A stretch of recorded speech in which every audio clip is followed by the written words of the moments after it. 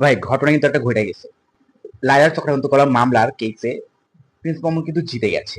আর তাকে সহায়তা করেছে অ্যাডভোকেট নজরুল ইসলাম। তো উনি হচ্ছে অ্যাডভোকেট নজরুল ইসলাম, সে খুবই পরিচিত মুখ দিশামণির বাবা। দিশামণি হচ্ছে আমাদের দেশের একজন টিকটক সেলিব্রিটিও বলা যায়, এবং সে একজন শিশু শিল্পী, সে নাটক এবং অ্যাডভার্টাইজমেন্টে কাজ করে থাকে শিশু শিল্পী হিসেবে। দিশামণির বাবা অ্যাডভোকেট নজরুল ইসলাম বেশ কিছুদিন আগে তার ফেসবুক পেজ থেকে একটা পোস্ট দিয়েছিল যে ক্লায়েন্ট যখন সেলিব্রিটি। সেই পোস্ট দেখেই বোঝা গিয়েছিল যে প্রিন্স মামুনের এই কেসটা আসলে অ্যাডভোকেট নজরুল ইসলাম অর্থাৎ দিশার বাবাই লড়বেন। অ্যাডভোকেট নজরুল ইসলাম এই ভদ্রলোককে কিন্তু দেখেই বোঝা যায় যে উনি খুবই নম্র, ভদ্র এবং বিনয়ী একজন মানুষ। ব্যক্তিগতভাবে উনাকে হয়তো অনেকেই চিনে না, তবে সবাই উনাকে দিশার বাবা নামেই চিনে।